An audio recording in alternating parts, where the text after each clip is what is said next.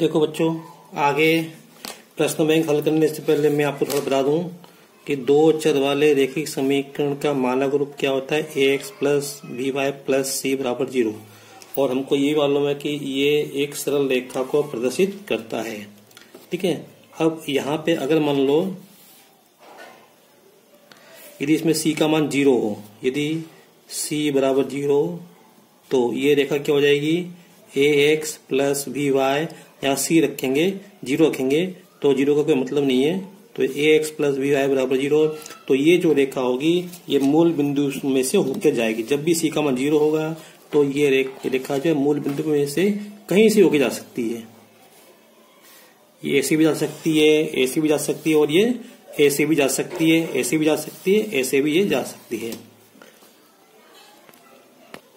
अब देखो, रेखा तो ये भी x अक्ष है ये, तो x अक्ष का समीकरण क्या होता है, x अक्ष का समीकरण होता है y बराबर 0, और y अक्ष का समीकरण क्या होता है, ये होता है x बराबर 0।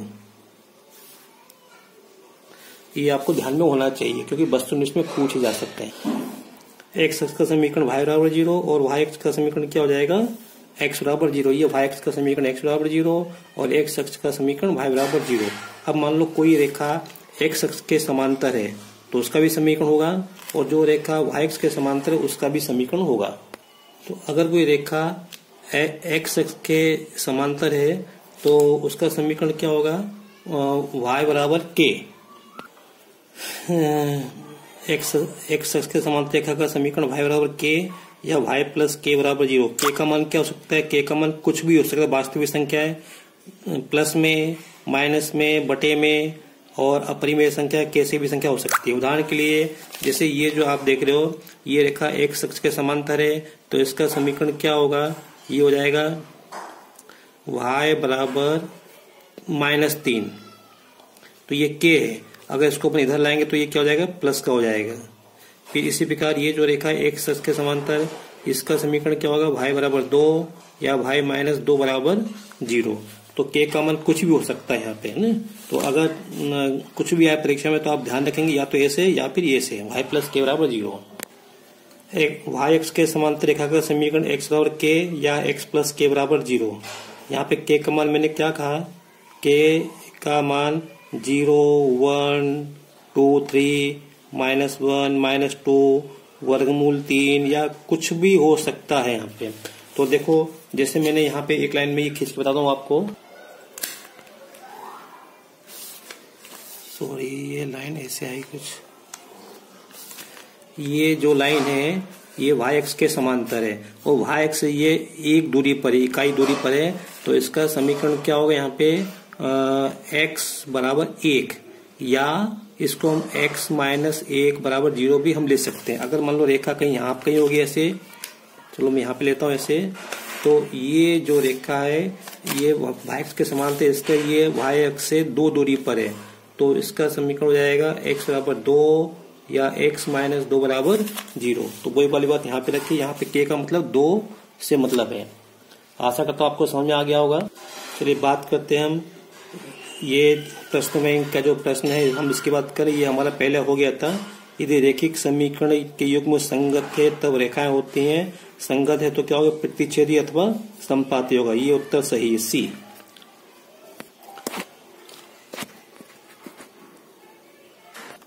अब देखो ये प्रश्न है, क्वेश्चन नंबर 4, यदि y बराबर 0, y बराबर -7 ये रेखा के समीकरण है।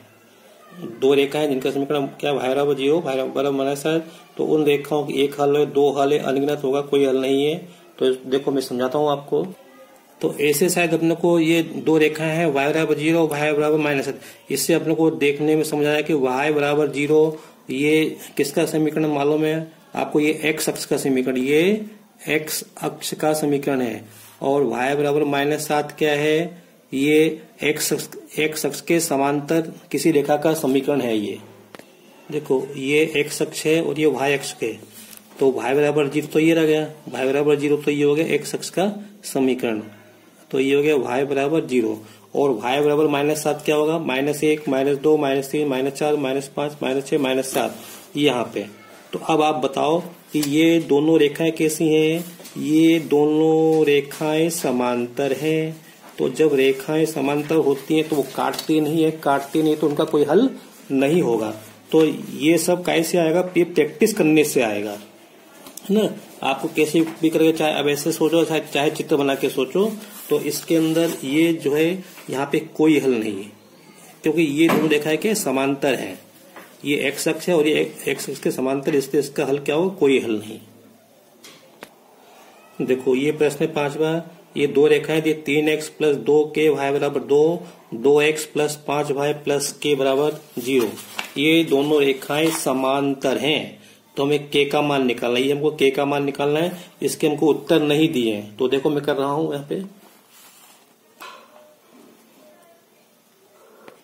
देखो पहले तो ये सुन लो कि ये दोनों रेखाएं का स्वरूप जो है वो एक जैसा नहीं है, क्योंकि इधर 2 पद हैं और इसमें 3 पद हैं। तो या तो एक काम को, इस 2 को इधर ले आओ या इस 1 को उधर ले जाओ। तो अपन एक काम करते हैं, अपन ये 2 इधर ले आते, अपन इस 1 को उधर ले जाते हैं, ठीक है। तो ये हो जाएगा 2x प्लस 5y बराबर -1, ये उधर जाएगा तो माइनस हो जाएंगे। तो अब ये समीकरण और इस समीकरण को हमको डिस्कस करना है। क्या दिया हमको? ये दोनों रेखाएं समांतर है, तो समांतर तो क्या होगा? A1 बटे A2 बराबर B1 बटे B2 बराबर नहीं C1 बटे C2। अब आप एक काम करो, तो ये जब समांतर होता है तो ये होगा। अगर मतलब यहाँ पे होता है अनेक हल, तो ये तीनों अनुपात बराबर होते हैं। चलिए अब ज्ञात करते हैं। A1 का मान कितना है? 3, A2 का मान कितना है? 2, B1 का मान कितना है? ये 2k है, और B2 का मान कितना है? 5, C1 का मान कितना है? 2, C2 का मान कितना है? -1। तो मान रख दो, तो ये 3 बटे 2 बराबर 2k बटे 5 बराबर नहीं, ये हो जाएगा 2 बटे -1, ठीक है। अब हमको k का मान निकालना है, तो ये अनुपात तो लेना ही पड़ेगा, इसके साथ साथ हमको ये अनुपात लेना पड़ेगा। ये दोनों अनुपात ले, ये अनुपात मत लेना। तो यहां से क्या मिलेगा अपने को? 3 बटे 2 बराबर 2k बटे 5। अपने k का मान निकालना है, तो 2 बटे 5 हटाओ, तो इधर आएगा, तो ये क्या हो जाएगा? ये उलट जाएंगे, बराबर k। अब ये कटेंगे नहीं, तो 3 पंजे 15, 2 दूनी 4, तो ये मिलेगा हमको k बराबर 15 बटे 4। ये हमारा उत्तर होगा। ये हमको k का मान निकालना था। इस k के मान k बराबर 15 बटे 4 के लिए ये दोनों रेखाएं क्या होंगी? समांतर होंगी। अब देखो हमको ये प्रश्न दिया है, cx माइनस वाई बराबर 2, 6x माइनस 2 वाई बराबर 3, ये दो रेखाओं के समीकरण है, और इन समीकरण के क्या है? अनंत हल है। अनगिनत हल मतलब अनंत हल है, तो हमें c का मान निकालना है। तो अनगिनत हल है, इसका मतलब क्या हुआ कि जो तीनों अनुपात है वो अनुपात क्या होंगे? बराबर होंगे। तो देखो इसका मतलब है A1 बटे A2 बराबर B1 बटे B2 बराबर C1 बटे C2। A1 का मान कितना है? C, A2 का मान 6, B1 का मान कितना? -1, 1 लिखते नहीं है, ठीक है, -1, और B2 का मान -2, C1 का मान 2 और C2 का मान 3। तो लिख दो C बटे 6 बराबर -1 बटे -2 बराबर 2 बटे 3। अब C का मान निकालना, तो ये अनुपात तो लेने ही लेना है अपने को, है ना। और ये अनगिनत, ये तीनों क्या होंगे? बराबर होंगे। देखो बच्चों, देखने वाली बात है कि इसमें अनगिनत हल है। ये 1 बटे 2 है, ये 2 बटे 3, जबकि होना क्या चाहिए? ये दोनों बराबर होने चाहिए थे। इसका मतलब इस समीकरण में कहने की एक मिस्टेक है, इसलिए अपन इस प्रश्न को यहीं छोड़ देंगे। बाद में अपन चर्चा करेंगे कि सही क्या है यहाँ पे, क्योंकि ये एक जैसे होने चाहिए। चलिए मैं अगला प्रश्न कर रहा हूँ, 7वां प्रश्न करने जा रहा हूँ।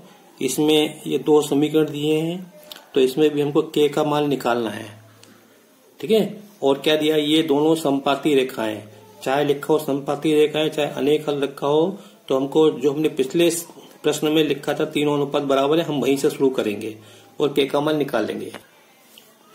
ये जो है रेखाएं समपाती हैं, लेकिन पहले ध्यान से देखो, ये समीकरण एक जैसे नहीं है। इस 16 को इधर ले आओ, तो प्लस का हो जाएगा, तो 6x माइनस के वाई प्लस 16 बराबर 0। ये माइनस के थे, जाएंगे तो प्लस के हो जाएंगे।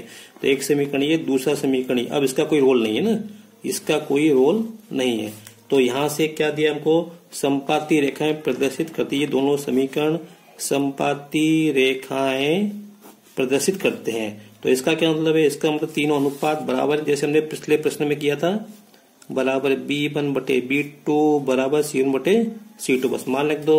A1 का मान क्या 3 और A2 6 बराबर B1 का मतलब -1, तो -1, B2 का मान -K बराबर C1 का मान 8 और C2 का मान 16।